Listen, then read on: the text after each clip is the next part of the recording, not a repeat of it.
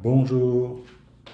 Comme vous avez pu constater, lors de la cérémonie des Jeux olympiques d'été, les francs-maçons ou romains n'ont pas pu s'empêcher, une fois de plus, de se moquer de la culture des saints. Il est temps de leur rendre l'appareil, les ridiculiser, les humilier aux yeux de toutes les nations, ces francs-maçons ou romains. Entre parenthèses, s'ils envisagent de brûler une église, nous devrons brûler 10 monuments franc-maçonnerie. S'ils envisagent d'abattre un prêtre ou autre servant l'Éternel, nous devons abattre 10 membres de la franc-maçonnerie. Ils sont auprès de César. Ils sont effacés du livre de la vie. On ne va pas s'en priver. Fin de la parenthèse. Toutes les nations doivent savoir que nos dirigeants ne représentent pas la France. Tout comme le roi ou la franc-maçonnerie, cette culture n'est pas gauloise ni française.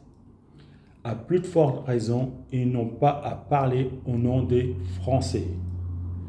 Puisque ce sont ceux qui ont trahi Jeanne d'Arc, ce sont ceux qui ont trahi le roi de France. Ce sont ceux qui ont trahi le général de Gaulle. Est-ce le hasard, comme par hasard, ceux qui ont trahi Jeanne d'Arc complotaient avec les Anglais? Est-ce le hasard, comme par hasard, ceux qui ont trahi le roi de France complotaient avec les Anglais? Est-ce le hasard, comme par hasard, ceux qui ont trahi le général de Gaulle comploter avec les Anglais? Est-ce le hasard que le roi et la franc-maçonnerie appartiennent aux Anglais? Est-ce le hasard, comme par hasard, ceux qui ont trahi le roi de France, le général de Gaulle, se trouvent auprès de César? Est-ce le hasard, comme par hasard, ceux qui complotaient contre Jeanne d'Arc, le roi de France, ont été ressuscités? Et comme par hasard, ce sont des Anglais. À tous ces traîtres, s'ils n'aiment pas la France ou qu'ils ont honte de la culture gauloise, qu'ils ne mettent plus leurs pieds sur le sol français. Et pour être bien sûr qu'ils ne mettent plus leurs pieds de la trahison sur le sol français, car pour eux, toutes les nations leur appartiennent, même le royaume des cieux. Ils porteront une marque de fer de bannissement sous leur front. Si un militaire ou un gendarme ou un policier voit une individu ayant posé ses pieds sur le sol français avec la marque de bannissement, ils ont autorisation de l'effacer après vérification. Il n'y a plus qu'assez de leurs grands airs, souiller l'image des Jeux olympiques, le bafouer avec leur mauvaise graine devant toutes les nations pour un message fort contre les fils de Dieu avec pour humiliation les apôtres de l'Éternel.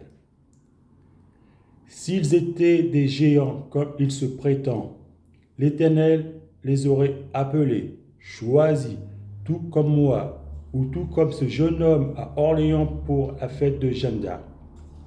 Je sens un esprit de vent, celui du Seigneur. Je me retourne. Je vois un jeune homme avec une casquette. Je l'observe, je prends le risque, je lui pose la question, « Tu étais baptisé ?» Répond, « Oui. » J'abrège, « C'est le Seigneur qui choisit. Tu as dû faire un bien pour que le Seigneur t'appelle. » J'abrège, « En ce moment, tu vois plein de visions, plein de prophéties. » J'abrège, « Méfie-toi des prêtres, des pasteurs, il te convoitera ta bénédiction, tes visions que tu as reçues du Seigneur. » Quand vous faites un bien sans intérêt comme ce jeune homme, le Seigneur vous appelle, vous choisit.